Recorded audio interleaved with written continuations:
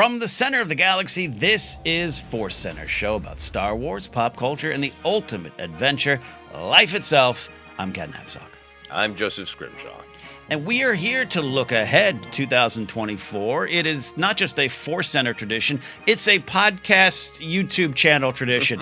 At the end of the year, we got to look ahead to Star Wars in the next year, and that actually is a tradition I love because we get to also look back on past episodes. We're not necessarily going to do it today, but you get to look on all the things that maybe you predicted or were wrong or changed and see where your heart is now. That's part of the fun. Before we get to all that, we're going to remind you that today's podcast is brought to you by Audible. That's right. Get a free audiobook download and the 30-day free trial at audibletrial.com/ForceCenter. Over 180,000 titles to choose from for your iPhone, Android, Kindle, or MP3 player. A little bit later, we have our ForceCenter recommends an audiobook we think you should try out on us. I'm trying to strike the balance between podcast and camera. I'm staring right into the camera. I know. Pointing at it. But also, I had to look at my notes, and then my iPad popped up something about Mark Hamill, and that's why I stumbled a little bit. Well, There's too much going on. This is great because it used to be that I could sometimes sense when one of us needed to check our notes, but now I can visually determine that you had to check your notes. But it also is pretty exciting because we've read that Audible copy a lot of times, and you were like a bored actor who has been doing the same stage play for 8 years of just like, what if I emphasize this word? Just for fun, just to switch it up. Yes. A great reading. We should also acknowledge that Jennifer is sadly not with us today. She's got some holiday family business to attend to, so it will just be us, sadly. But Jennifer's spirit will be here, I think. Absolutely. It's the end of the year crunch. I'm happy we're recording here today. A lot of Star Wars to dive into, though, but we were out and about in the back to the holidays.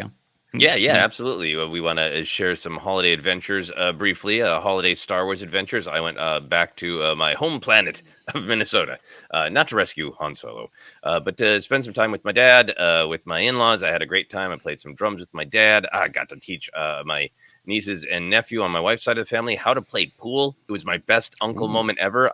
They were like, we'd like to learn to play pool. And I was like, let me. It's an uncle thing to do. Please let me. I have so little to offer. Please let me do an uncle thing and teach you to play pool. Best Christmas present ever. But the Star Wars adventure that I wanted to share is there's a toy and comic book shop called Hot Comics and Collectibles. I think it opened in like the early 90s. And it was one of the first places that I went to see old Kenner action figures and how expensive they were and all that. And they've moved around a bit. And I discovered that there's a new location that's like a 5-minute drive from my dad's home and a 3-minute walk from where I went to high school. So it was like, if this place had been here in high school, I would have been there every day and I would have just endured being made fun of by other people in high school for checking Hot Comics and Collectibles every day. But it was really fun because I'm still, hunting for the vintage Star Wars action figures, trying not to collect as many, but there are a lot that I want in the last couple of waves or that I'm tempted by. And I'll buy them online, but I prefer to find them at a store and give a physical store the money. And it's the thrill of the discovery.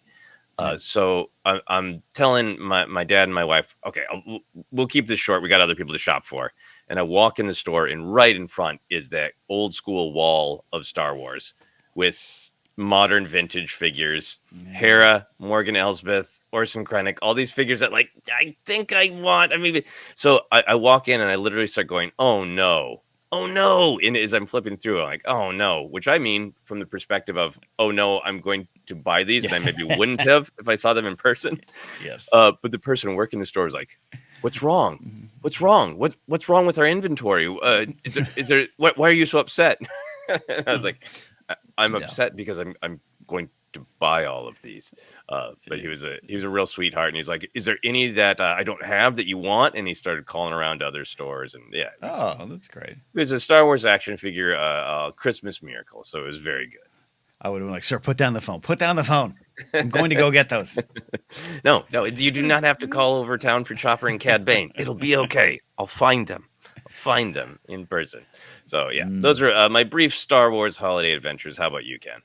Yeah, I understand your pain though. Of like, I'll look online all day and not want them. You see them in a store, in your hands, you're gonna get them. My adventures were pretty simple. Was up in Seattle for 2 shows with Mark Ellis, Lisa Wallen, also some other folks who stopped by. Our friend Daniel Bridge-Gadd and Bo Johnson. Fun shows. I'll be honest. Not my 2 best shows. I did not end the year strong, which is okay. It sometimes happens. Sometimes you take down the Death Star, and other times it just impacts on the surface, and your red leader died. But I had a great time. Everyone was great, and shout out to ForceCenter listener Andrew, who was there and brought a copy of my book that he had attended, that he brought to another event or forgot to bring to another event like years ago. So he pulled out this ruffled copy of my book and was able to sign it and chat with him. And loved seeing that and chat Star Wars with some other folks as well.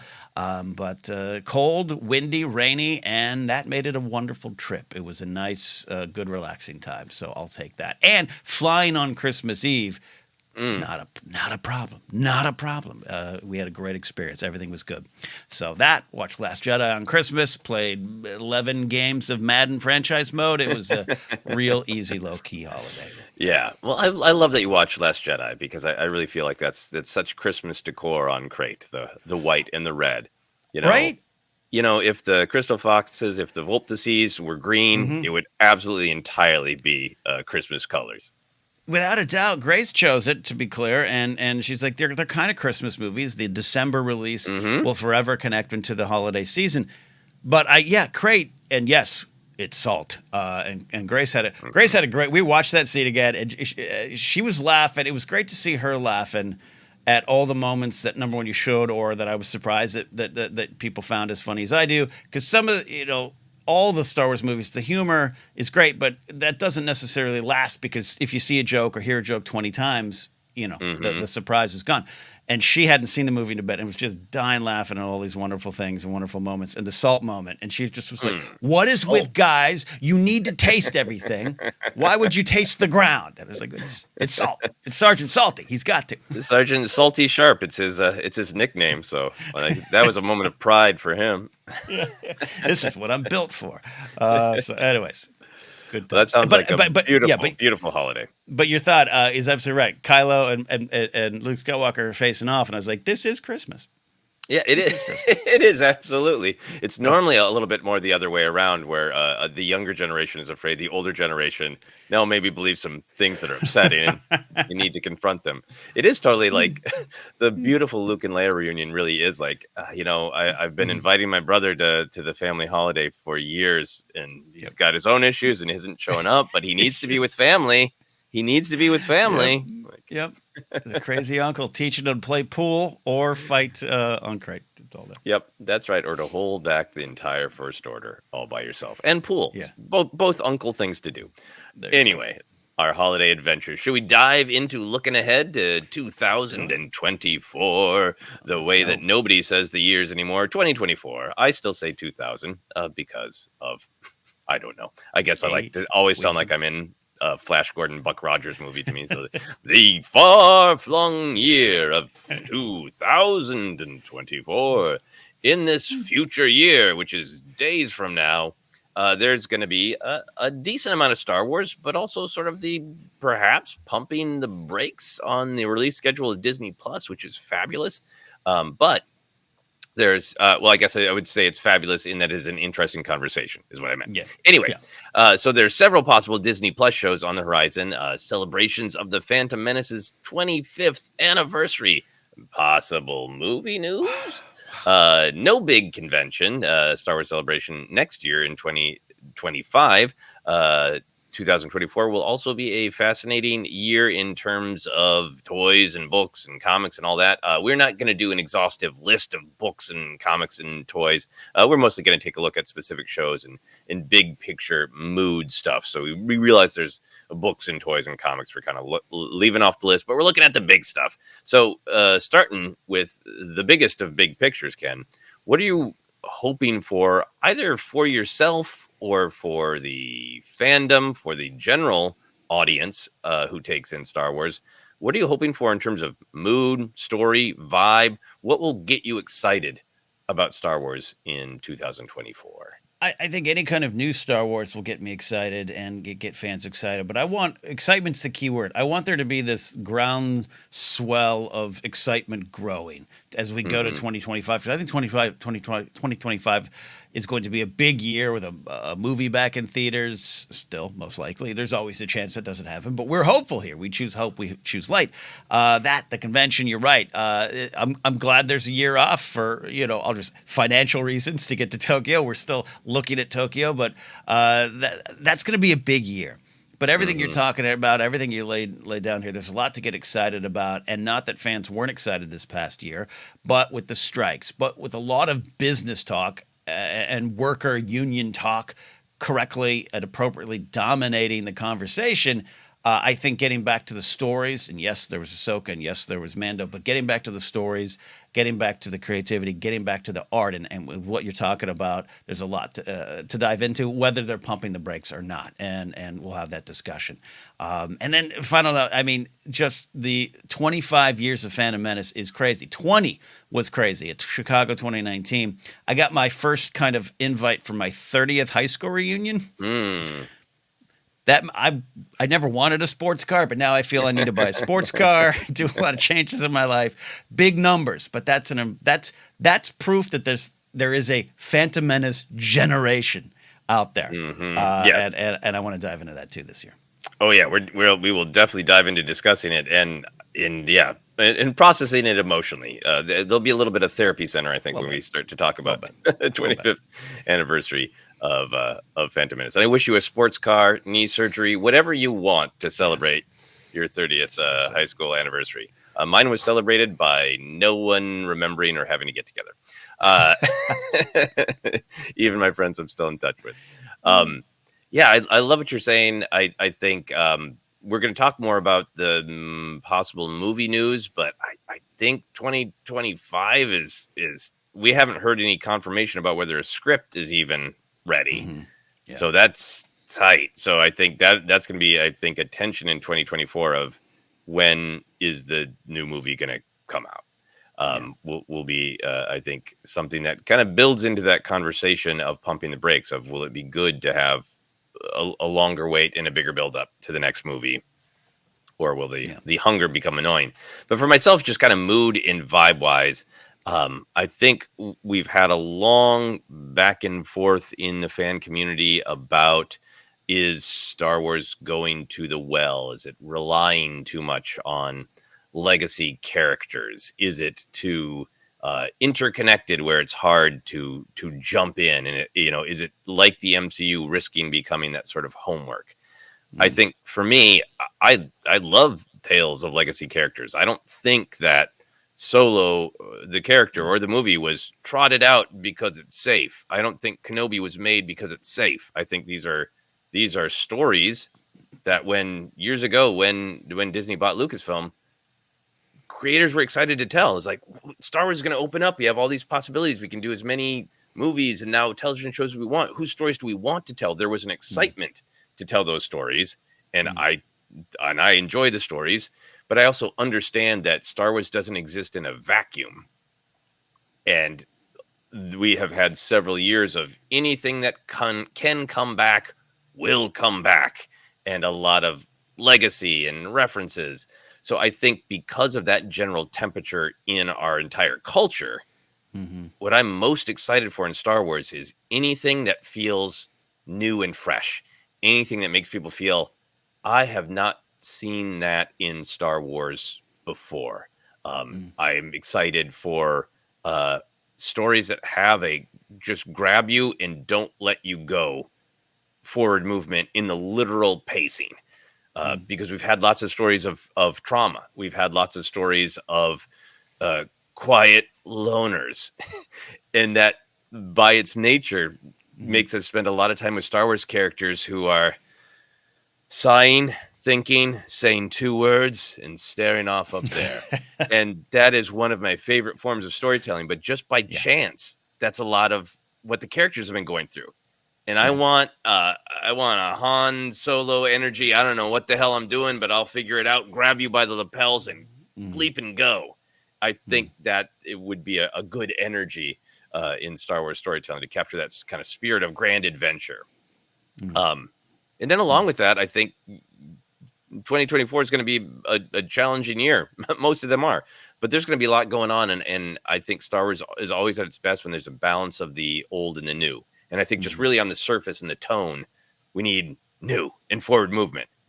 But I think this is also a great year for the evergreen ideas that Star Wars has been really powerful about, of resilience and hope and empathy and finding strength in the face of an extremely challenging and dark time, because I think this is going to be a challenging year for a lot of us, and people need those ideas, need those morals and inspirations. I hope that we see new characters that have exciting and different kinds of adventures, but you're still looking at that new character and going, I want to be like that person. I want to choose hope and fight hard against adversity. So balance of the new and old. That's my controversial suggestion for the vibe of Star Wars in 2024. A lot of things you're saying there that is getting me excited for this new year with what's really there. And one comment, and I'm sure will come up again, but as someone who does not like, Star Wars is just about Star Wars, right? And I know it's something you were up against too. The just reference and the legacy characters. I'm with you. Give me more Kenobi. Give me more Solo. Give me more Boba Fett. Give me those characters. I do also understand how that can maybe rub up against some Star Wars love for other folks, or that it's just, hey, we've had it, right? I'm prepared to find that balance going forward, and there's going to be a lot of things in this new year that are new, and that is exciting. Yeah, no, I think we're actually looking at a lot of possibilities for the new and exciting. So I'm excited for that. We're going to dive into a little bit of the general culture and the possibility of pumping the brakes on Star Wars and how much that's going to affect 2024. So there have been stated public concerns from many people in the industry, but, Bob Iger, that decision maker specifically, that both MCU and Star Wars have put out too many shows on streaming and too many movies too close together, diluting both the quality and the demand. And of course, you can debate and disagree with old Uncle Union Smasher Bob there, but that's his take, and that is what is going on in the industry. A lot of concern about having diluted that. Now, to be super clear and super fair, the MCU has put out much more than Star Wars. In 2023 for Star Wars, there were no new movies, but there was a lot of television. There's Mandalorian season 3, Bad Batch season 2, which overlapped with one another. Vision season 2, Young Jedi Adventures season 1, Ahsoka season 1. That's objectively a lot. That's not even counting books and comics, and not everybody consumes everything. But that is a lot, particularly if you're a little bit older and you had some times where you're like, there's 16 years with no movies or television shows. So how do you feel about a potential slowdown in 2024, or even a bigger slowdown in 2025 now that Iger's got the reins again and the command coming down the chain might be pump the brakes? We might see it a bit in 2024, but we might see it even more in 2025. So how do you feel about that, Ken? I am more okay with it than I would have thought years ago. In fact, I've been on this show before saying, no, give me a new show every month, right? And I think a lot of it, I have to be honest, it's where my own life went, not just about Star Wars lighting my fires as much as it used to. No, it is, but there's some realities. And beyond just doing this for now going into our 10th broadcast season, I mean, we've been swimming in it. So there's part of that is part of the reason I want maybe slow down. But just I think I'm okay with it because I think it's okay for the franchise to just slow down. And yes, you're right. MCU has put out a lot more. And I think there was a time a couple years ago where people warned of superhero fatigue, and I would maybe have said, I don't know if it's there. The box office isn't showing it. There's a lot of factors, and I think you cannot separate some of the conversations, especially around the Marvels. A woman led 3 female leads, 4 if you count the villain, right? And a young woman of color director. There was conversation around that film that need to be discussed because they were at problematic discussions the way the movie. There's that side of it. But Yeah, if I could interject real quick, like yeah, just with Aquaman right now facing very similar numbers and worse yes. reviews, that highlights that distinction even more. Sorry, go ahead. Yes. Yes. Yeah. Yeah. Yeah. No, absolutely. Putting all, I never want to put that on a shelf, but that's there. But I've seen it firsthand. Where even the day after Christmas, we were sitting down with family to watch a film, and the choice of the Marvels came up, and everyone went, I'm kind of tired of it. We'll watch something else. And that's a factual moment, right? A lived-in experience. And trust me, everyone in that room is on the right side of the discussions of social issues, if you know what I mean. But it's just reality of what, and I don't want that to be Star Wars. I want to be protective of it, and it's just through trial and error, it didn't get a movie out, you know. And I think that's a blessing now, if that makes sense. Yeah, no, it makes a ton of sense to me. I think that I really understand people who want, as many different Star Wars stories as possible, and I always want to leave room for. I know a lot of people listening or watching are like, no, I'm really upset about a slowdown. Give me 3 to 4 shows a year. I think there are definitely some people who that's Star Wars is maybe one of the main things that they digest. And that this has been a golden time to get more stories. I think for me, the downside of a slowdown is losing a little bit of variety. We've talked for years about kind of wanting that Star Wars buffet where Star Wars can stretch to be many different things, many different voices can have a take on it. And I think the benefit of a year like last year is, and even kind of blending in the end of the previous year with Andor and Kenobi, of you could have lots of different tastes in Star Wars, and if Kenobi's not for you, you can just skip it and watch Andor. If Mando wasn't for you, you can just skip it and watch Bad Batch season 2, all that kind of thing. So I like having a decent amount of Star Wars storytelling so that you have some variety. But I think a slowdown is necessary for the just survival of Star Wars. Yes. I think that the conversations around it becoming repetitive. I think in the industry, it cannot exist in a vacuum. Star Wars put out way less than MCU, but it's tied to it because of Disney, because of streaming, because of the sort of conversations about genre blockbusters, and because of the style of release, not just the streaming television shows, but the effect of blockbuster movies. I don't think it's superhero in fatigue and genre fatigue alone. I think it's decent consumer sense of, I'm a little tired of these superhero movies, but more importantly, other people around me are tired of them. So they're not going to treat them as an event. I'm not going to find 8 buddies who want to go out. I'm going to find my one diehard friend. Right. So it's not going to be as big an event. The social media, which is also shattered and scattered, is not going to be full of selfies. So I'm going to feel left out. And also, I could spend whatever you're spending in your local market, but $25-$50 by the time you pay for parking and the movie and bucket of popcorn and all that. Or I could wait literally 2 months. I think that's such a huge factor to the burnout on the theatrical side, that the films are coming to streaming so quickly, because it makes it a financial decision of, I'm kind of interested in Ant-Man, but I'll just wait 2 months. And there's also the feeling, which is what takes me back to Star Wars, that feeling that it isn't an event, it isn't special. I think the speed at which it's coming to streaming makes it feel more like it's just a factory pipeline.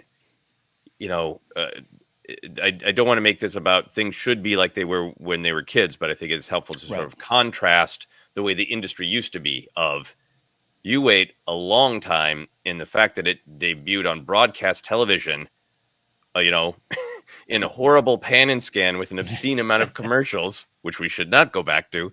that was an event, because Yeah. movies are Yeah. up here, and it finally came to our lowly little home box, and then maybe you could buy it and not wait for when CBS wants to pay for it. Yeah. And I think that elevation of movies as something special that you have to go to, and if you want to see it at home, it's going to take a while or cost some money. The way the industry in the last 3 years cannibalized themselves and made movies not events. Like Star Wars isn't dealing with this literally right now because they aren't putting movies out. But I think that's a concern for the next Star Wars movie, and I think that feeling of none of this is an event, none of this is special anymore to the general public really affects the amount of Star Wars output. Yeah, you're saying a lot of things I want to keep going into, and without turning this into movie business center or MCU center, there's a lot of factors. The reality, I get really grumpy when I see friends tweet out, because it's their job, low box office for this and that. What's going on? Was this movie bad? Like, do you know how many people I know don't want to leave their house for good reasons or understandable reasons? The cost, my love for pro wrestling. Everyone in my life saying, you got to go see the Iron Claw. I'm like, yeah, cool. I will when it comes to Amazon Prime in 2 months, because I don't really have the time, money, desire to go out right now. And that is, you cannot separate that from the factors when talking about these movies. I love that what you're saying about the film industry the entertainment industry cannibalizing itself. Look at this. You can watch it on your phone. Why are you all watching it on your phone? Like, come and I think that's just a natural byproduct of the 3 films a year, because 3 Marvel films a year absolutely worked for a while, and it still probably works technically, but I'm with you, and it's all over. You could really pinpoint discuss things, if you want, about why, but Star Wars is going to benefit from having a little bit of a pause, and if that movie hits, and I believe it will hit in 2025, that's going to be so fun. 10 years after Force Awakens, we get this film. That's going to be great. Yeah, 2025 or 2026. Could be. We'll see. I can't see. wait. I can't wait to find out. I also, we're gonna as soon as we're done talking about this, we're gonna talk about the shows that are still probably coming out. It's not like it's not like we're looking at the barrel of there are no Star Wars shows, or there's one holiday special. Yeah, 2024 is still, in theory, gonna have a lot of Star Wars. But I also think that it's not a bad thing for me to give people time to catch up or rewatch older Star Wars shows or movies. I think this has been certainly true of our generation. Grew up with the original trilogy. I think it's true with people who grew up with the prequel trilogy.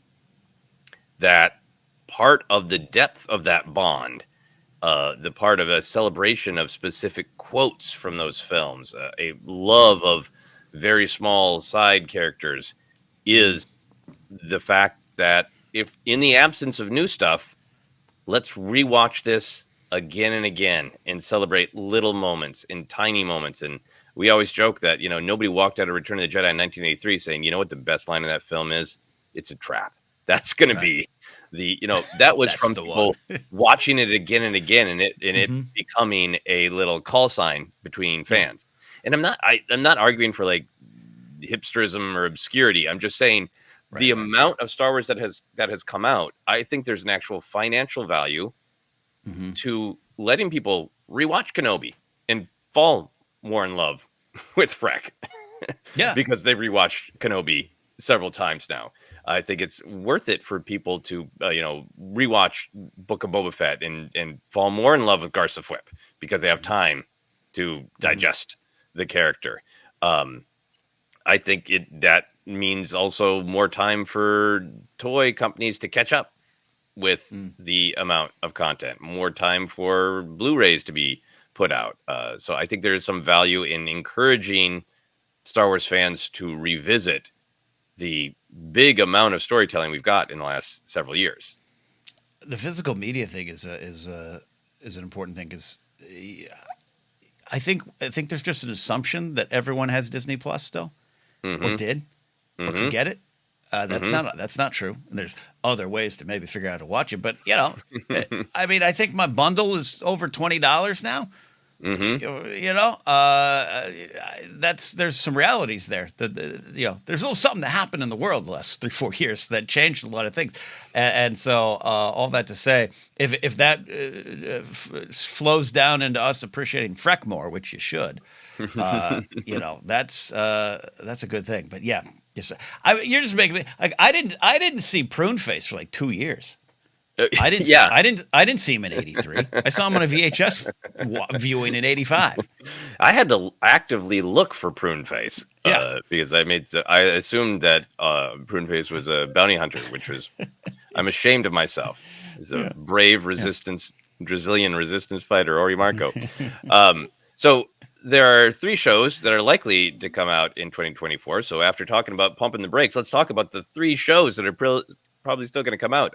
Some have been announced or not even announced, I think, in a specific press release for Disney Plus in Europe or something. I don't remember the detail. But we are speaking with caution because release dates on streaming have been very, very malleable. So we're going to discuss what's likely to come out, starting with Skeleton Crew. Ken, what are you excited about for Skeleton Crew? I'm excited for people to pick up on the vibe early, and either it's for you or it's not for you. And those that it's for, and it could be younger for certain, but I think people are going to find a fun, exciting, relatable Star Wars adventure that is in a very familiar part of the galaxy we spent the last 4 or 5 years in, this quote unquote Mandoverse.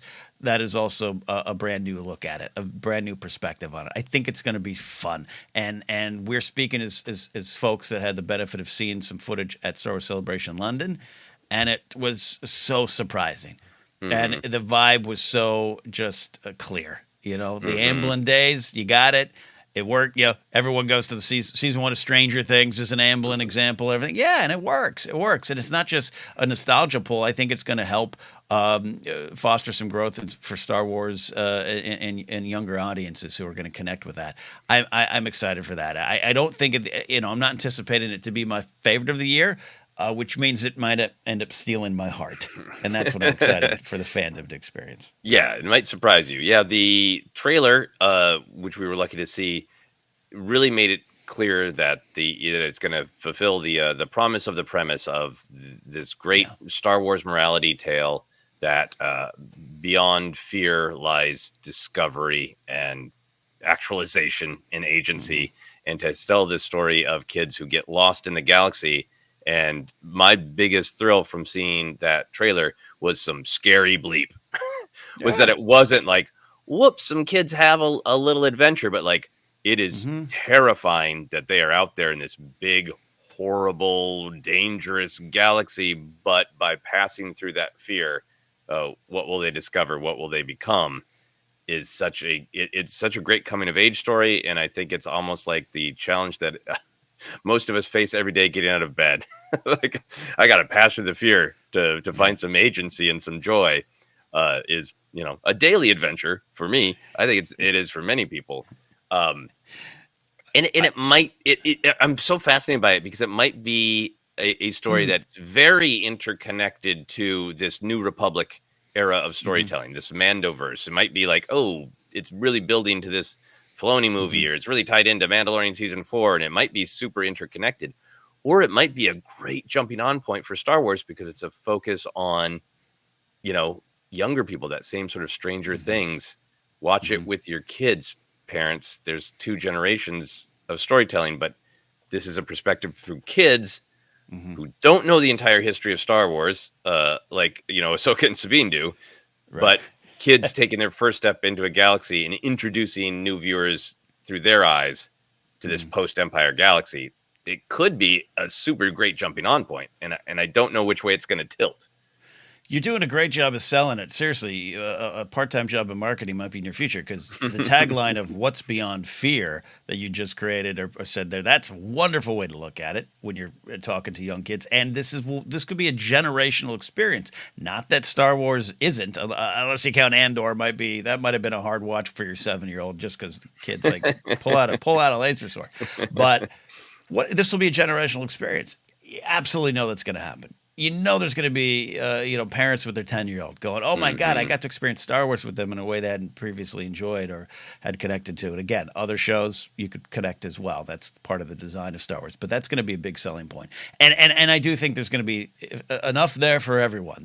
We're not talking a Saturday morning cartoon here, even though I'd probably watch it. But there's some valuable lessons that I think we all might need to go back and learn. And if it's through 10, 11, and 12-year-olds having an adventure to find what's beyond fear in space, that's going to be great. Yeah, absolutely. I also think that there is a possibility that there are some surprises that they've got that trailer out and they played it at Celebration. I'm sure many people have found mysterious ways to locate it online. But they haven't released it to the general public yet. And I still have this feeling that might be some bigger surprise that connects. There's a surprise in that trailer, but there might be an even bigger surprise that connects it to the narrative of the Mandoverse and the narrative of the New Republic. Is Jude Law Snoke? I'm joking. Total joke. But you joke.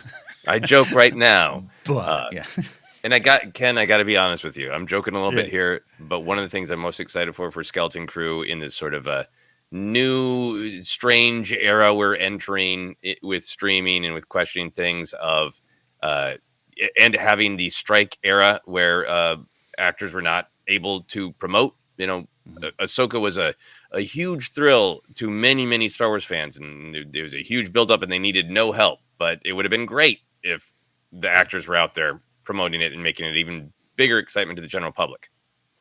Yeah. So with that, oh, good, we can get back to promoting. Now here's Jude Law, some child actors you've never met. How they're going to go about promoting this is really fascinating to me. And I think something needed, and I think it was a smart decision to punt the ball there and move Skeleton Crew down the field. You could have easily just stayed the course. And again, you're right. I don't even remember what was an official announcement for the debut of Skeleton Crew or what was just a website running with it, and we all said that sounds good to me. I don't know, and it really doesn't matter. Without a doubt, I think if all things had been quote normal, that would have been the slot. Yes, Doctor Who and the big push for Who. As you had pointed out, would have maybe, parsing out would have been good. But and listeners pointed out Percy Faith is a very much a big fantasy draw coming of age story as well. So, Percy Jackson. Yeah, did I say Percy Faith? You said Percy Faith, which is a great R&B singer from '62. If we wanted a great one right now. Have I mentioned that I landed here in midnight and slept for 4 hours? Yeah, Joseph is he's having a Michael Jordan flu game here. This is great. I just Percy Faith and the Olympians, maybe a band name he had at one point. When a Mando loves a woman, I think that's great. No, but you're right. Because we think so in terms of Star Wars and in that bubble, but Disney. The company has to think outside of it, and they didn't in the past. The She-Hulk Kenobi debacle, if you want to call it that, I think it Ms. Marvel, Ms. Marvel, sorry. Yeah. See, I couldn't because I was watching Kenobi. So I think they needed the cast. They need Jude Percy Faith out there. Needed Jude Law out there. I got back on Sunday. I don't know what my excuse is other than my normal mush mouth. But yes, and that's going to be fun. I think it's going to be great to see that young cast out there. They were so great on stage at Celebration to see them out there just excited to do. It's great to see actors excited about press because I understand why they aren't excited a lot of times. Here's my prediction, and we'll move on from Skeleton Crew. Okay. I feel this year, for some reason, the holiday film, The Holiday, that Jude Law is in, seemed on social media to finally surpass Love Actually as the holiday film that people want to fight about on the internet. I think it's probably just like an older holiday movie, and it's having a little resurgence. Mm-hmm. But for some reason, I predict that Jude Law's going to be out there trying to sell Skeleton Crew, and people are going to be randomly asking him about the 2006 or whatever that is holiday So movie, fun. The Holiday, and like, do Yeah. you think it was believable that Kate Winslet and Jack Black were a couple? Do you think that's believable? And he's going to be like, why are you asking me this Why out are of the you blue? asking me? That's amazing. Yeah, That's amazing. yeah. All right. Next up, The Acolyte. We are also lucky to see a trailer for this at Star Wars Celebration, and I think it got us both even more excited for this. But Ken, what is exciting to you about The Acolyte? This is my number one choice for my thing I'm most looking forward to, and that's saying a lot because Bad Batch is really special to me, Mm-hmm. and so many others. It's going to be everything you talked about and we talked about up top, of new characters you're not familiar with. And that includes, I know if you've read The High Republic, there's going to be several that you might be familiar with, or at least the time period you're familiar with. But for the general audience or the Star Wars fan, this is going to be brand new, but everything about it is going to feel like home. And yeah, the footage we saw was jaw dropping in a lot of different ways. Not just like what we are seeing, but just that like I can't comprehend what I'm seeing, and Mm-hmm. I'm so excited, and I think I don't think this has been under the radar for Star Wars fans, but I think it remains under the radar for, again, those that tune into Disney Plus, that you have to pull in. And for those who do think, Kenobi, Sand Planet, I don't know. That's a Mm-hmm. reality. You and I can love that series all day, and we will, but that's a reality. And I think it's like, here's the pitch. Do you like a Crouching Tiger, Hidden Dragon, Matrix, but in Star Wars? Oh yeah, what's that? Like, that's gonna pull you in, Yeah. and it's gonna be, I just know in my heart it's gonna deliver. I'm so happy about this series. Yeah, and the fact that it is not connected It's not gonna, to existing on-screen lore is might right. get maybe a great entry point for people who started out with the Mandalorian really enjoying following, like, nobody's met this armor daddy in Right. the weird little baby, and then the more that got involved in Star Wars lore, which Mm-hmm.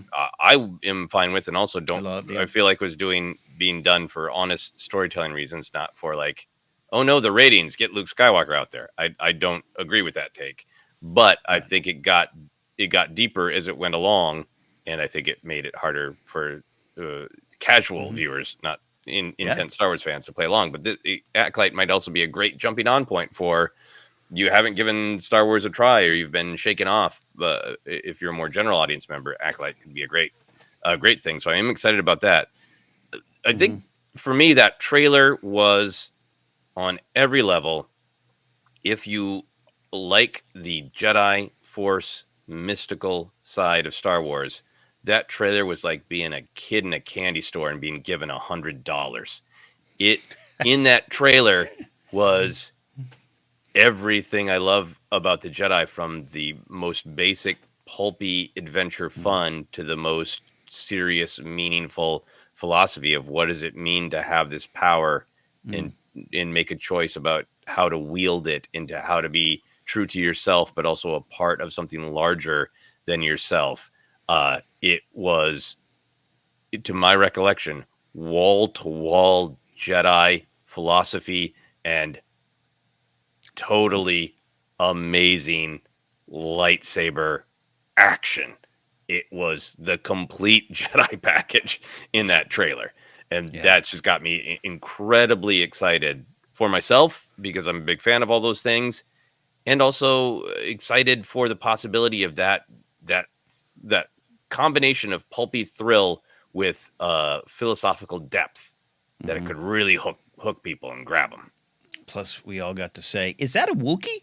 And it was a lot of fun. I look at we've said it before. Every interview that Leslie Headland gave back in the day, before she kind of went in the bunker to make this thing, had us more and more excited for the series. I just personally love every word. I just felt Phil, she gets it, and comes from a generation, comes from that prequel generation, comes from the EU kept us alive generation, comes from all that, but also a reverence and an understanding of what came before in the 70s and 80s. Like it's this perfect mix, and I'm putting a lot of pressure on the series.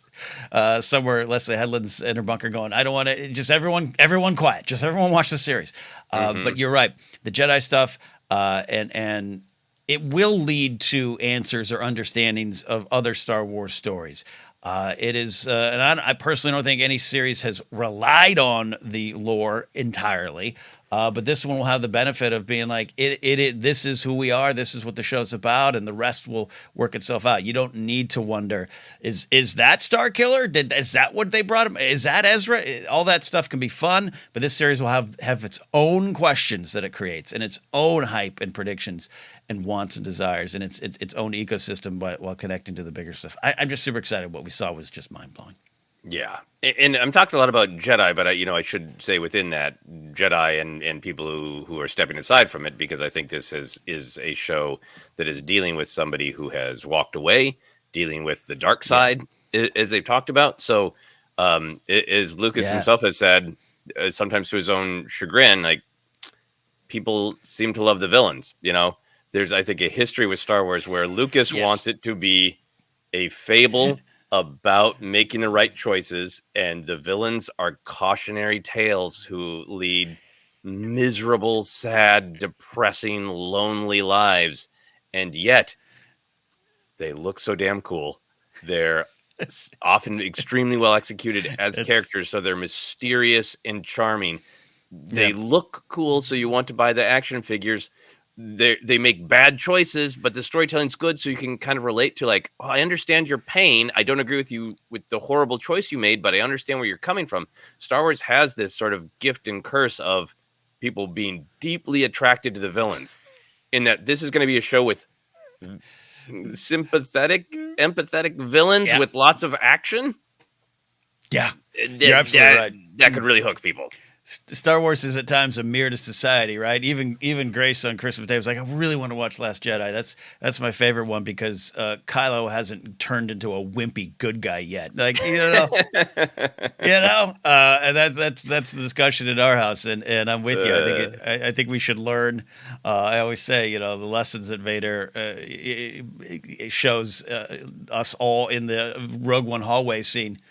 We should maybe pay attention to, but also it's badass and it's hard to turn away from it. I think there's going to be a lot of that. You're absolutely right. This is a dark side tale, right? It's part of the marketing, which is again just marketing from afar. Oh, that's going to be an interesting side effect.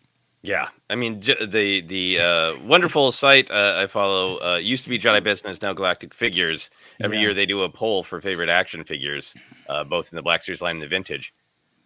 Hera got in there for vintage, and besides that, it's Chris Hatton and Cad Bane and Sith Lords from the EU, and like the baddies are popular. The baddies are very popular. Look, even in rewatching Last Jedi, it'd been maybe up to a year that I actually had sat and watched the film, right? For no reason other than time and schedule and life. And I remember we were on Crate, and I just was like, God damn it, the Resistance fighters have the worst uniforms. They just have the worst uniforms.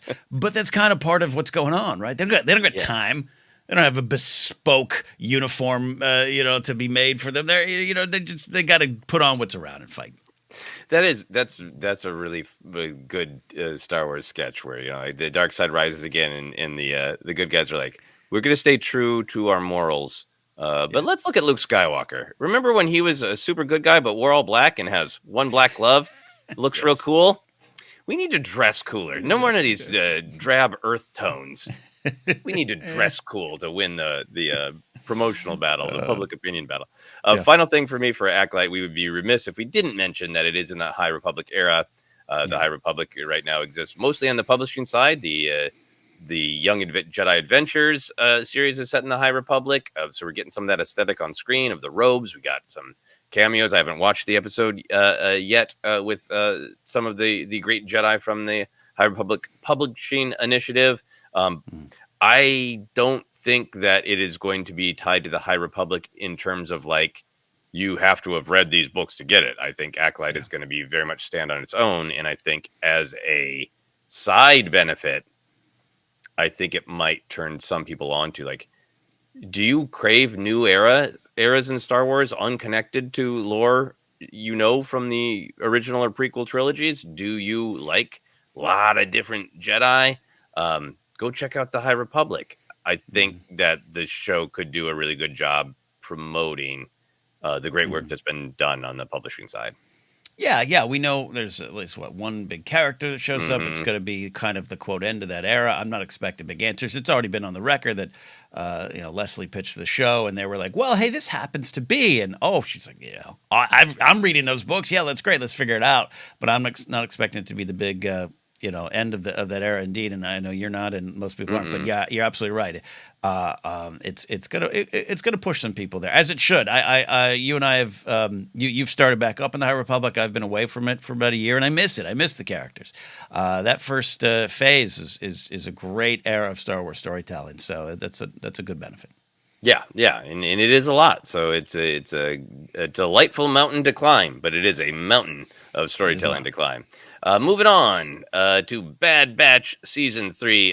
Ken and I are on record. You can go back and listen to our Bad Batch Reports episodes. We love this show. So, Ken, what are you excited about for the third and final season of Bad Batch?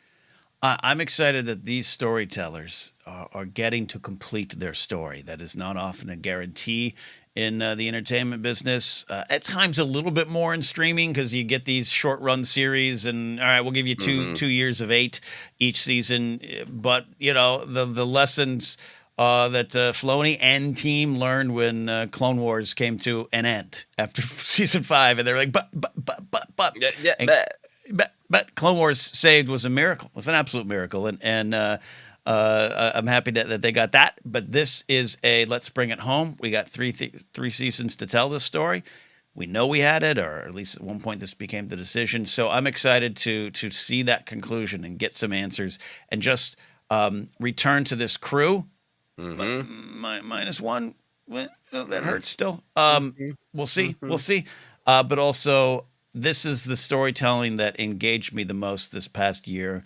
And those everyone highlights those 2 Crosshair episodes. I was listening to Molly and Alex this past weekend, both praising those 2 episodes for good reasons. I want to revisit them politically, and it's a good time to do that. But also just the tech racing. I want to see that. There's so much there, and it's rewarding and still surprising. I know this doesn't pull in, folks. You and I were on record too, and when this kind of came out, it was like, all right, we could kind of tell it was a backdoor pilot coming from this Clone Wars season 7. I don't know, the Space A team. We'll see. And I think it benefited from those low expectations, which I don't want shows to have low expectations. I want everyone's expectations to be high. But I personally was just like, okay. And it's just continued to move me and inspire me and enlighten me in a way other Star Wars programming has gotten close. But this one surpassed them all without a doubt. Yeah, for me, I think I love Bad Batch because it has provided both this warmth and fun and escapism of, I want to spend time with those friends. Like, I've been rewatching some old episodes of the sitcom Cheers, which I grew up watching. Not only is it being broadcast, but in the Minneapolis market, it was played at 10:35 p.m. after the news, and I watched it every night. And sometimes the episodes are a little hit and miss, but I was still spending time with Sam and Norm and seeing what was going on with them. Yeah. And I feel that way about the Bad Batch crew of like, I would really just watch them bicker on the ship for an episode, but it isn't just that episode a week. I understand for some people, the big through line story is a little too slow to develop, but I feel like that big picture story is absolutely there. So I get the fun and thrill of just like, what's going on with my clone buddies? How are they doing this week? I just want to hang out with them, while also having deep, real, honest, gut-wrenching, developments that you're rooting for them and you're so happy for them when they succeed, when they connect, when they change, when they evolve, and so heartbroken when things go horribly wrong for them. And it's such an incredibly strong portrait of, I think, what Star Wars often does the best of. It can sound so quaint and saccharine to say, hope is a little light in the darkness. But for me, it's helpful in storytelling when the darkness is really, really awful. And people are still finding a way to hang on to hope, to have fun, to have empathy, to have family, to have community. And this is an era and a group of people who are facing horrific darkness of the realization of we were born to be used and thrown away. And the galaxy is just realizing how awful everything is going to become for everybody. And we're still going to try to be strong, be a family, have purpose. It makes it so moving. And I'm so excited to have that story closed out. I am looking forward in 2024 to have some clones break my heart in a good way. And I think because they've got the closure planned with this is the third season, I really do feel like the story is developing toward an end for these clones, but also a little bit of an end to the story of the clones in the big picture. Obviously, clones, individual clones like Rex continues and he has adventures in Rebels and he survives through the entire Galactic Civil War and maybe he'll have his own show eventually. But for the clones, I think they're building to a win for the clones who can finally grab agency and say, we maybe can't topple the Empire, but we can finally stop being used and put a definitive end to that. Yeah, and that was one of the powerful things to emerge. This series it's a Star Wars themed stew slowly simmered in a crock pot on a holiday morning. It's so wonderful. Change and growth and all those things, agency, finding your place, identity, all those things that we talked about. Go back and listen to the Bad Batch report if you're just discovering the series. But you're right, to have the win for the clones and end this era of Star Wars storytelling in a way. That's something that did kind of emerge, right? This series was about what do we do about the clones in story-wise? Because you got the lore or the trivia facts. Well, some of them were phased out, some of this and that. Got it. But what does that mean in this series? It delivers on that. And I can't wait for the third season. And that might be the first out of the gate. It'll be a great start to it all. Yeah, absolutely. So Andor Season 2 at one point was slotted for 2024. If it is ready to be released, but it's held. If this is the pump the brakes show where we're not going to put out Andor, even though it's maybe ready to go in 2024, we're going to wait until 2025. How would you feel about that, Ken? A little bummed. I have to admit, a little bummed. This is a series that at times I loved it. I love this series. I think it's the best made in a lot of technical ways, and it moved and brought in a lot of folks. But I missed some of the whiz bang Star Wars of it all. But I more than anything, I just want to see what's next, and that's what the series really succeeded at. And so I'm a little bummed if I have to wait. I can, it's possible. These things are. I remember when they were like, the next season of Game of Thrones is in 2 years because we got to wait for the snow to fall. Like, what? I was so bummed, but I think we'll be rewarded. Unfortunately, we'll be here sooner than you know because that's how time works. Also, and I know it's a question we're going to discuss later on, so I don't want to get into it.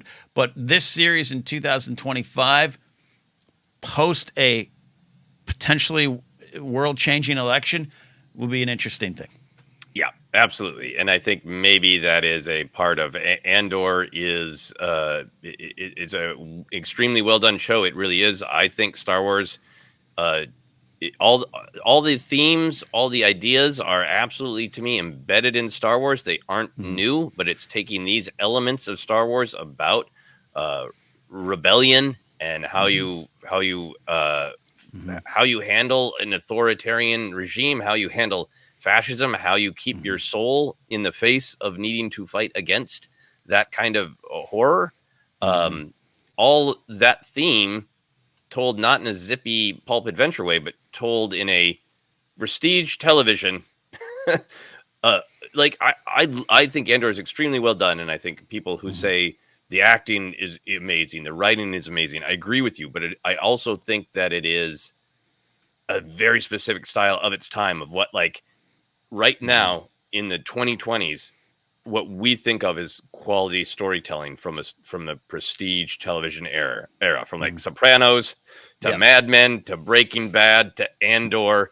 And I do think it is extremely good, but I also think it makes it, more explicit, its potential interpretations and connections to the real world. Yeah. So there's a part of me, if wondering, even if they're like, if we want to pump the brakes and we have all these shows, Andor was in some ways our biggest critical hit. Yeah. Hands down. Hands down. Then do we want to let the world itself explode a little bit, and then put in some ways the most critically well received thing we got, the not necessarily numbers, but with streaming at this point, which numbers do they value? What do they want? But I can see how they might want to hold it and build anticipation, and I would ultimately be okay with that, since that's even the crankiest MFer on Facebook. Who's like, Star Wars is dead and it's awful, it's just repetition, blah blah blah, it has nothing new to teach us. Well, except for Andor. I love Andor. I think it would be fine to let it simmer and have people build anticipation and excitement. Yeah, absolutely, and I just can't wait for it. But also, I think I can wait for it. Yeah.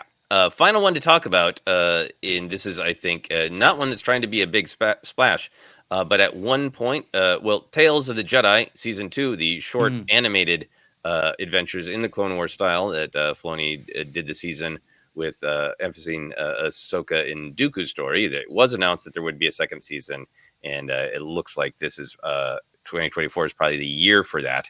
How do you feel about that? Are you excited for it? Are you concerned about it? No, absolutely. I am glad that you included it on this list. I don't want it to be overlooked. I can't tell you how much I enjoyed Tales of Jedi Season 1. I really did. And the Dooku stuff was just peak Star Wars in a lot of ways for me, man. It's a chef's kiss kind of moment, and a reminder of the power of Filoni's Star Wars love of mine, but also the power of that mind connected with other wonderful creators. And yep, that's a little bit of a shot across the bow of Ahsoka. I thought it was a little bit too much of a one-man team at times. I mean, there's also hundreds of people in the show. You know what I mean?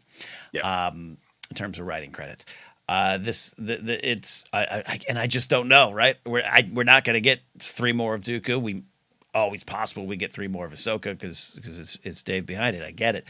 But there's so much potential to explore stuff in the series. Maybe we get.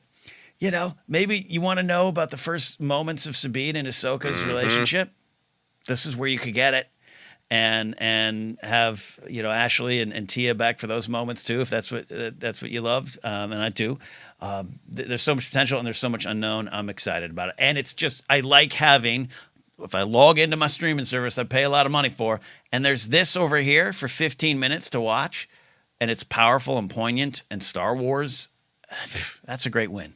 Yeah, no, I agree with you. My number one prediction and maybe hope, since it is Dave, is Ahsoka and Sabine the first time around, the training that went south. That would be a great Tales of the Jedi tale. Yeah, I love and I want variety in Star Wars, and I think that Skeleton Crew and the Acolyte, like we're talking about, both have the potential to be here's a show to get on board, or you've been off of Star Wars, and here's a way to get back in. I also like the variety of Tales of the Jedi. For me, is like, hey, you want to know what happened to Yaddle? It's for in depth. It is for in depth, all in Star Wars fans. Like people who've never heard of Ahsoka and Dooku can watch it and still get value from it. I don't want to be like that, but it is. But I think it did really excite people. Of like, do you want to see extremely obscure moments of Star Wars lore fleshed out? And my answer is yes. Particularly dealing with the great morals of what it means to be a Jedi and all those. So I think Ahsoka and Sabine, I think as Filoni plunges forward on being in charge of the New Republic era storytelling along with Favreau, but really starting to shape that himself, if he's going to do the film that deals with the New Republic era, that I wonder if he would want to start and there is some building toward the sequel era that's going on. Yeah. So I could also see him wanting to do some Luke and young Ben to sort of shape that storytelling for the future. Yeah, put his imprint on it. Yeah, absolutely. Yeah, a lot of potential. All right. Well, that is our longer first half. We're gonna have a shorter second half. So that's our first 75% of the show.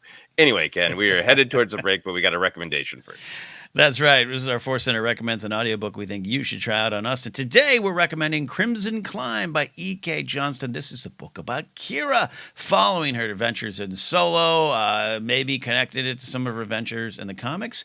I don't know. Listen and find out. Download your free audiobook today by going to audibletrial.com/ForceCenter. Again, that's audibletrial.com/ForceCenter for your free audiobook. All right, quick break. On the other side, more ForceCenter and on a deeper and wider and shorter look into 2024. Welcome back to ForceCenter, episode 626, in an ongoing series about Star Wars. Nothing but Star Wars. And Joseph, we have got a little bit more to discuss. Looking forward to 2024. Yes, let's go deep, wide, and short. Three of the best Disney characters. That's a Pixar movie right there. Deep, wide, and short. What are their lives like? Did they have emotions, deep, wide, and short? Anyway. With the theme song by Percy Faith. It's going to be great. And the Olympians. Don't leave out the Olympians. Before we even talk about any storytelling related to the Phantom Menace 25th anniversary, you got very emotional. How are you feeling emotionally about the anniversary of 25 years? Emotional, because that's a long time. I am excited. It's funny. I don't think I have anything new to add to the conversation that I didn't already say in 2019 in terms of just the movie and the era. But but think about even since then, just Kelleran Beck and Ahmed Best. That right there is a great signpost on the the cultural path forward of or do we discuss Phantom Menace around here? Do we love it? Yeah. Look at this reaction. Look to him just showing up. Look to him returning to Star Wars. And he had in the Jedi Temple Challenge, let's be clear, he had voiced Jar Jar a few times in the Clone Wars, but nothing at this level. And Kelleran Beck's not necessarily a Phantom Menace character, I know, but it just speaks about the power of that generation, the power of that story. And less and less people look at me weirdly when I'm at a party and I say, "Oh, I actually really love Phantom Menace." Like the amount of whats are lowering every year, and I think that's part of what I mean. We'll dive in, I'm sure, this year at one point to more things in the movie and celebrate the pod racing, all that stuff. All that stuff's going to be there. But the thing that's changed now, 20 years to 25, is that I think it's just going to be an explosion of love for this film by those who are affected by it. Yeah, no, I think it's a lot to process, regardless of what age you were when you first saw Phantom Menace. If you were alive when it first came out in 99, it is those big cultural signposts are a lot to process our aging. Even if you're 14 and you first watched it 4 years ago, 10 to 14 is a long time. Yep. Yeah, so I think there is a lot to process. I've been working on a script that deals with the year 1999 and looking back on it. So I feel like, okay, I think I did some of my own emotional process already by writing that script. Yeah. But there is, for me, it is nice to see one of the interesting things about getting older is watching what is different about younger generations and trying to understand their perspective, but then also watching younger generations go through the natural process of getting older and the heaviness of it and oh wow. And I think it's fun to watch younger generations process what happens to all of us is getting older and having those cultural signposts where like you're trucking along with life, the years flowing by, maybe your life's even going pretty good. Maybe you even got a little back pain or whatever, but you still feel the same. You still feel like that 10-year-old who saw Phantom Menace in 1999. But then you wake up one day and it's like 25 years everywhere. And you're like, damn. So it's fun to watch all of us at different ages go through that. But I really agree with what you're saying is I think the flow of the prequels in cultural reception, in Phantom Menace in particular, because one of the hype movies ever and one of the most criticized films ever. But as we've got the wonderful opportunity to hear from people who grew up with it as kids, and it worked and loved it, and they were isolated from the fact that a bunch of grumpy adults hated it. They just got to love it. And I think we went through this period where, when Disney started with Force Awakens, there was really a don't worry, it's not going to be like those prequels. Yep. Then we go a few years later, and people are thrilled to have the Kenobi television show. They're thrilled to have Hayden come back, not once, not twice. So now I think we're getting past that. Like, actually, it's okay to like the prequels. Actually, the generation who grew up with it, most of them love it. I think we're going to get to a point where the reaction being negative is going to start to recede in the cultural memory. Not for people our age, who it's still some of the people our age. It's if you say Star Wars to them, one of the first things they'll say at a party is, there are only 3 of those films. Like, people our age are never going to let it go. But the general cultural, I want to name names so bad right now. All these people think they're threats to film. Yes, there's so many out there. But the general cultural imagination. I want to throw this out real quick. I had a great opportunity to hang out with one of my relatives through my wife Sarah that I had met a couple times. So I got to hang out with him a bunch. The man's 94 years old, still sharp as a tack. Played pool with him.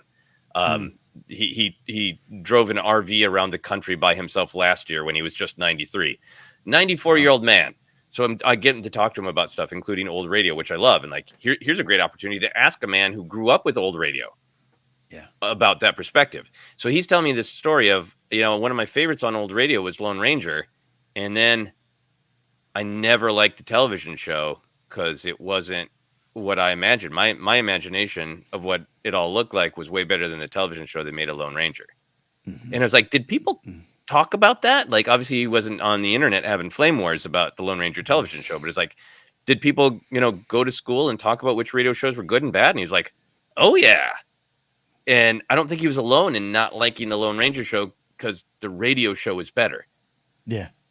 That's lost to time unless you talk to a 90-year-old. And that's just for me a great reminder of, like, I think people our age, I can imagine people listening or watching going, how could anyone ever forget that Phantom Menace was critically reviled? Culture moves on, and our cultural memory changes. Yeah, you're so right. Yeah, I had a great discussion one time with our buddy Matt Key, who's the history of comics and superhero characters is ingrained in his heart, and we had a great discussion about the ups and downs of Batman. How things from the first serials to the first comic, like, that comic ain't my Batman. Like, not my Batman has been a thing for a long time, right? And I know something close to your heart as well. And you're so right. And it's an okay thing. I think I'm excited that some of it move away, but we want to also listen to those who experience. I think it's part of the lessons of Dial of Destiny with Indiana Jones. We got to have people around to tell these stories. It's valuable, but you said it too. Like I made the reference to Ahmed Best.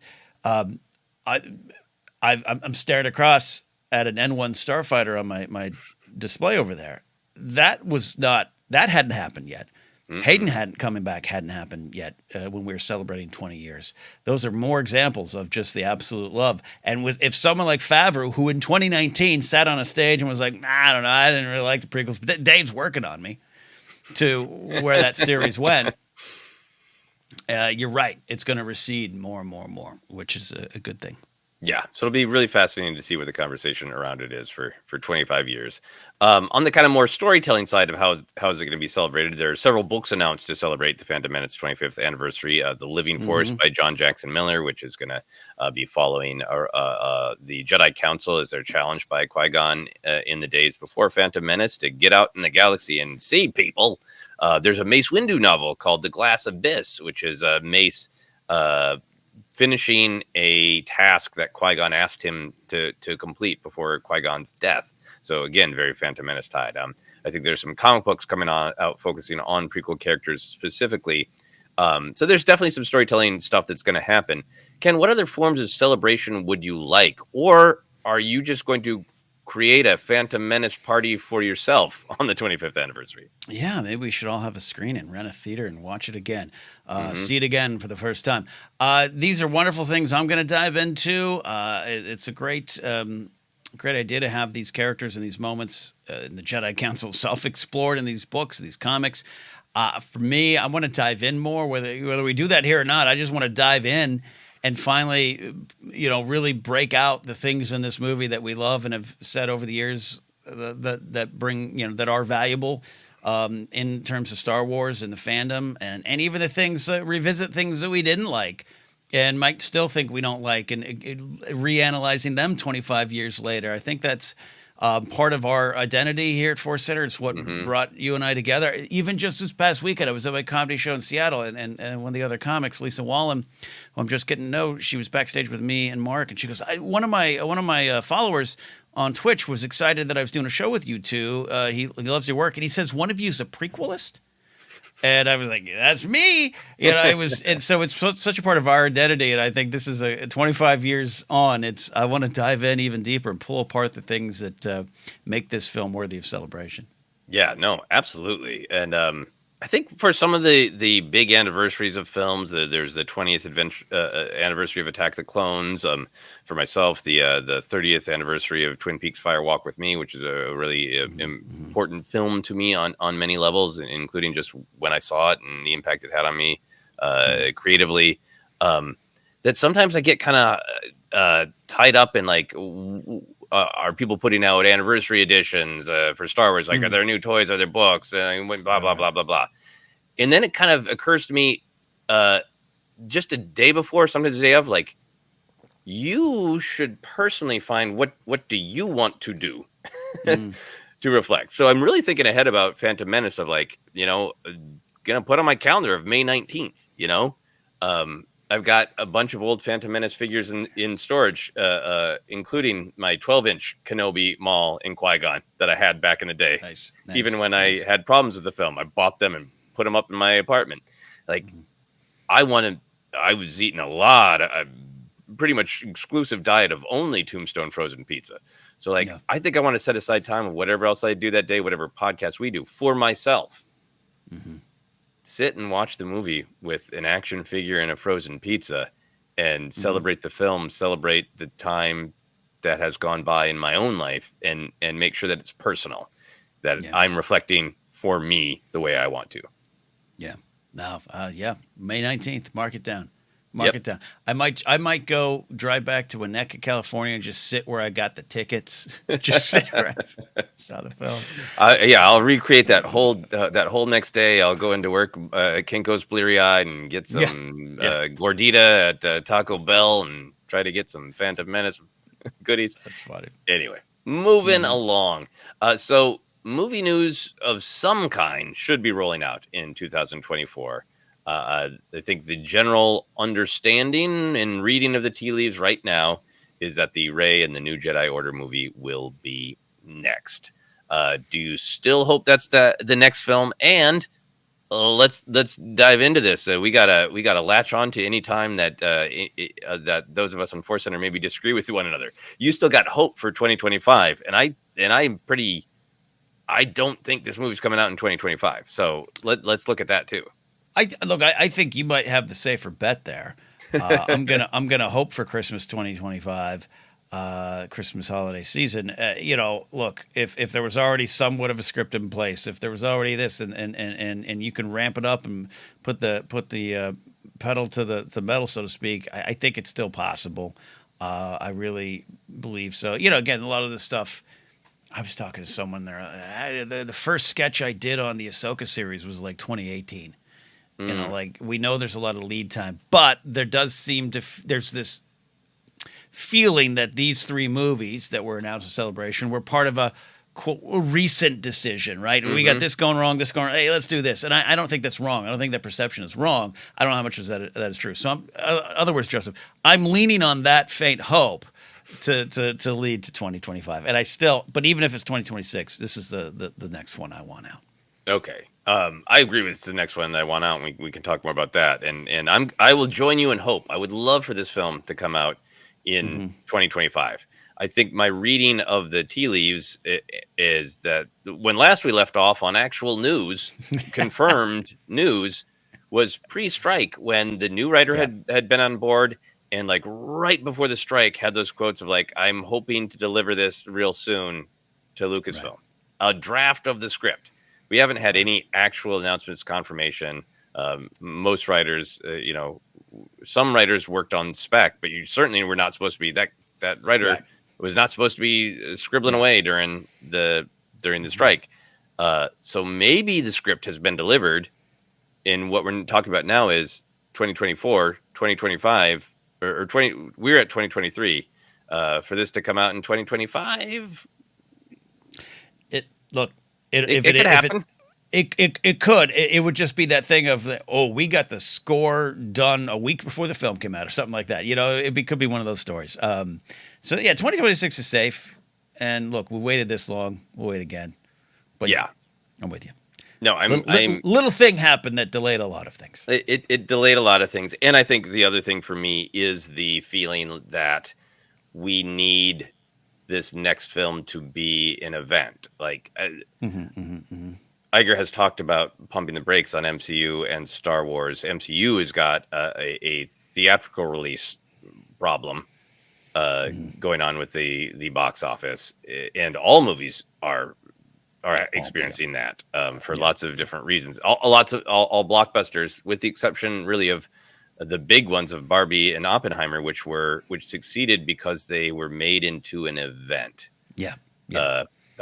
I haven't seen Oppenheimer. You and I both love Barbie, so the actual content of the film, the storytelling, hey, that matters too to success. What do you know? But made into event. I feel like there's going to be a desire to really make this an event.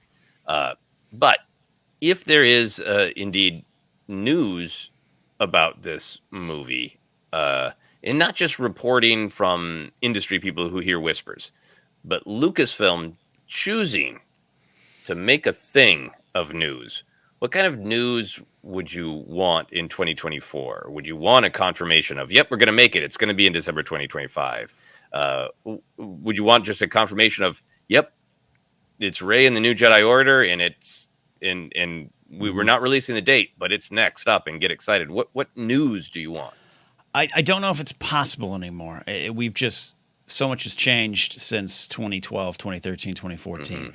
But if they could get out in front of it, make the announcements an event as best they can, go back to, again, you can never go back, but think back to that black and white cast reading photo. Think of that first headshot of Daisy Ridley, the only one we had for a long time. Think of the introduction of the world to Oscar Isaac and John Boyega, even though they had done many wonderful things before, but this was their explosion onto a worldwide stage. They were out in front of it. Now, again, so much has changed because people are literally lurking in the shadows to get these scoops because that's how they pay their bills. Got it. I get it. I understand. This has been one of my reasons I've enjoyed pro wrestling less and less over the years and just don't watch as much because you could go to a wrestling news site the day before an event and you'll have almost everything you need to know in front of you. You just don't need to watch it at this point. And that's sad to me, of just in terms of this guy's going to come out, this guy's showing up, he's going to be a surprise, and this guy's going to win. Why am I doing this? And I think that the movie news world has chipped away at the joy for me. Maybe it's not for other people, but for me, it's chipped away the joy of just experiencing, announcing, seeing the official news where you don't have to question it, right? Because even now you'll see something, you'll be like, oh, that's interesting. Who's the source? Are they working with a problematic person that I even want to read this story? Are they, it's not real. It's fake. I want StarWars.com.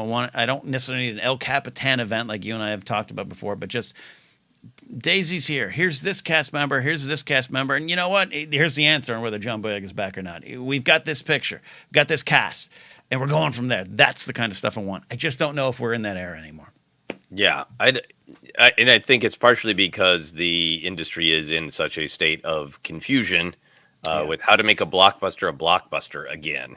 And Star Wars, by definition, kind of needs to be a blockbuster. They have not unlocked we can have a surprise indie hit Star Wars film with a low budget and low expectations that can blow the doors off the place. People expect a blockbuster, to return to movie theaters, it has to be a blockbuster.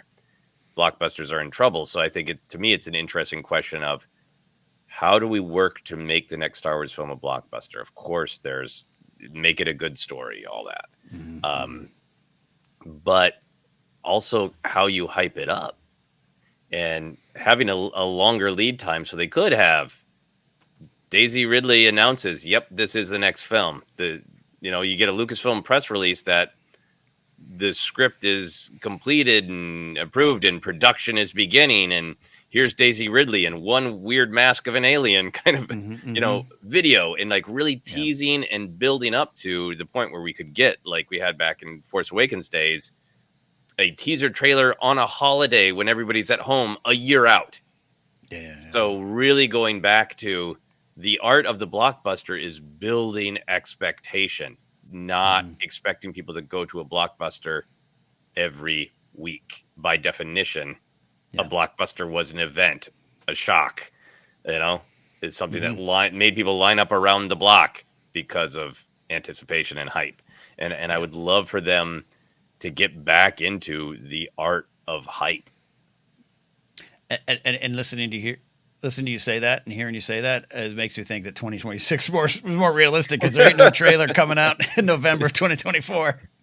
Maybe I'm being really cynical. Maybe you are right. I don't know. Well, I'm sure we'll have strong opinions reflected back to us.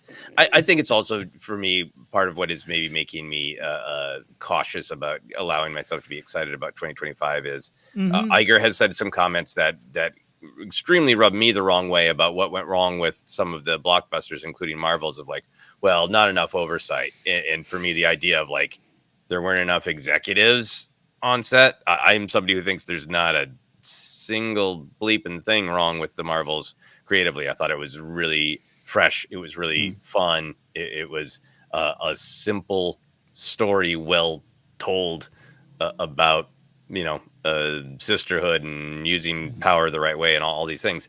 But if that is the prevailing mood of like, we need a board of executives to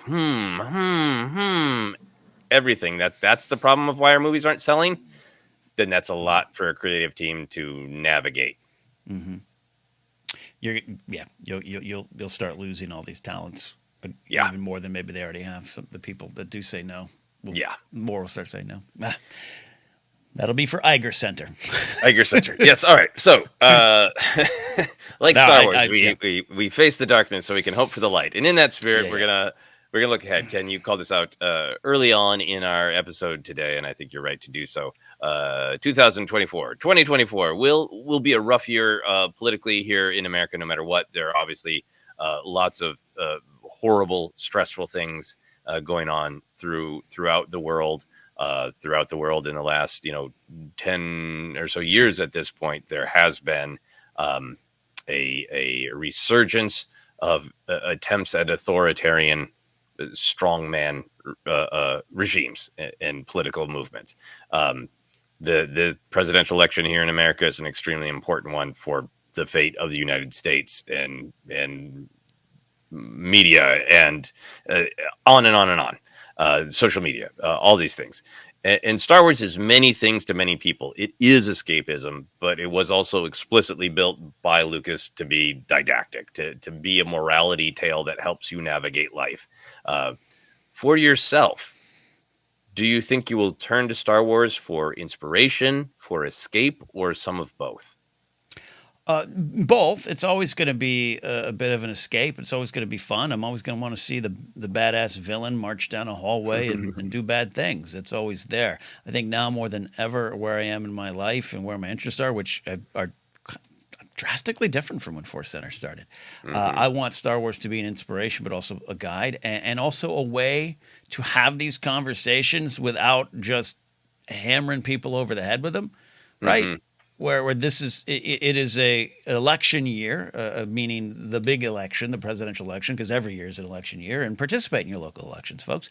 But it's an election year with a capital E, and that's when you're going to start getting this in as this again, there's debates, and that's just been historic since every year of my life, every presidential election of my life. Even when I was a kid, I remember adults being tired of hearing of these politicians, and I get it. But now more than ever, you need to engage, or need to understand, or need to, be paying some sort of attention. And that's where I'll go to Bad Batch episode 3 of Commander Cody saying, well, I'm not here to talk politics. Well, of course you're not. Because if you were, you'd have to change, or you'd have to see things different. So of course you're going to put your head in the sand, or of course you're going to see it one way. And if I can use Star Wars in those conversations, if I can say, hey, look at this inspiring moment. Here's what it means. Or here's what it could mean. Here's what it might do. That's a great way to have this as we navigate this crazy year. And crazy not in fun. Crazy, and we are closer to World War III than I think any point in my lifetime, where the climate crisis is exploding. Democracy is truly at stake. Truth is treated as lies, and lies are treated as facts. These are things that are just exploding on a level that we have, and they're coming to a dangerous fever pitch. And it's beyond just an election. And if Star Wars can be part of that, because 25 years of Phantom Menace, George had some stuff to say about these leaders, the good ones and the bad ones. You can't look at Padme and Palpatine and say, they're all bad, drain the swamp. You can't. That's not the point. And so we'll see. Other people don't want to listen and engage. That's totally fine. But Star Wars is the way in for me. Yeah, I really strongly agree, and it has been amazing to watch you go on a personal journey with your own life and how it affects your art and how it affects the way you interact with media. For myself, I know that there are people who feel very strongly that Star Wars is escapism, and I agree that Star Wars is a wonderful, fantastic break from reality. I just don't think it is only that. And I think that that is what the creators have actively intended to do, to have it be inspiring on a personal level, on a civic engagement level. I really like that you're highlighting that element of it, Ken. And I have always enjoyed it as both. I enjoy the tension. I think Star Wars is imperfect, and that's what makes it endlessly fascinating to me. I have described it as a table, a beautiful, intricately designed, crafted wooden table, but one of the legs is way shorter and it wobbles. And that tension between, you can sit down and you can watch Star Wars and watch spaceships and aliens and see nothing like the world is really fun. And I'm going to buy action figures and tell you my favorite lightsaber fights moments and make Lobot jokes. But I am going to do that in concert with looking to it for inspiration. And for me, perhaps the biggest inspiration in Star Wars that I hope to see more of in 2024, I will check back in with, is in the idea that we are all connected, and what happens to some of us matters to all of us, and we should be engaged. And like you're saying, Ken, I'm like, yeah, I don't think even political activists want to talk about politics every day and want to fight with their relatives about it every day, and particularly have pointless fights where you're not having the kind of conversations that are going to generate empathy and move the needle. But to me, that like, I don't talk about politics, I don't think about politics, can quickly become I don't engage, or the very cynical, there's no point in engaging. And my mind goes to simple moments in Star Wars that encourage engagement. And I'm not saying let's look at Star Wars and violent revolution is always the answer. That's a complex discussion that Star Wars opens the door for. I'm talking about engagement. I'm talking about paying attention to what's going on in the world, actively choosing not only to vote, but maybe how can I help encourage voter turnout? How can I discuss issues with people who are receptive, and the discussion might be beneficial to me or to them, to not just put it all in a box and say it doesn't matter, it's not happening to me. I think of Luke sighing and saying, it's all so far away from here, and Obi-Wan saying, that's your uncle talking. That voice of, don't get involved, put your head in the sand, run away. I think of Obi-Wan in the 25th anniversary of The Phantom Menace, We can talk about it as a thematic statement and make jokes about the line of the symbiont circle. But what he's saying is really powerful. Of you share this planet, you share an ecosystem, and even if you and the Naboo have not got along, what happens to one of you affects the other. That idea of we are all connected and we need to choose to be engaged in and care about what's happening to the rest of the world and believe that it can affect us too. I think that lesson of Star Wars of empathy, connection, it matters. Find a way to help, find a way to engage is really powerful and something that helps me sometimes when I have I got something I don't want to do. I mean, when we decided to absolutely follow the rules of the strike because Jennifer is in SAG, you and I both have connections to SAG, might enjoy in the future. We could have zigged and zagged around the rules and probably kept talking Star Wars. And I just imagine Leia and Padme being disappointed in me,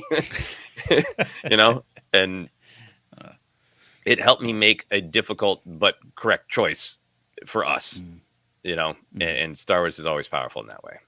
Star Wars has helped me see politics as issues of the heart and not issues of just far away, hard to understand policies and nuanced conversation that weighs it all down. Politics is absolutely how we see the world and absolutely how we feel about it and what we want to do with the people around us who aren't even us. All that stuff is so prevalent. And maybe the last today that we bring in Uncle Bob. Of all the comments and things and stuff that Bob Iger has done, a person who I've been a fan of and have said that on the show, so that I cannot turn away from what I said. Of all the things he said, that most recent one of we gotta get back to entertaining more than agendas, and whether or not it was taken out of context, I did read the full article, and there was some more stuff beyond it. It was definitely taken by those that needed that opportunity to say, see. Nothing. Stories of agenda, identity politics don't work, and we just need to go back to the old days of entertaining. And there are no old days of just entertaining. It's always been what it feels like now to you. It's always been whether or not you engage or not. And that's what I was most disappointed, that even a portion of that comment could come out and be taken in that context, be weaponized, or be used as evidence by those that are looking for that little sliver of evidence, was the most disappointing thing, because it's through Star Wars at every line and every moment. It's political to its core.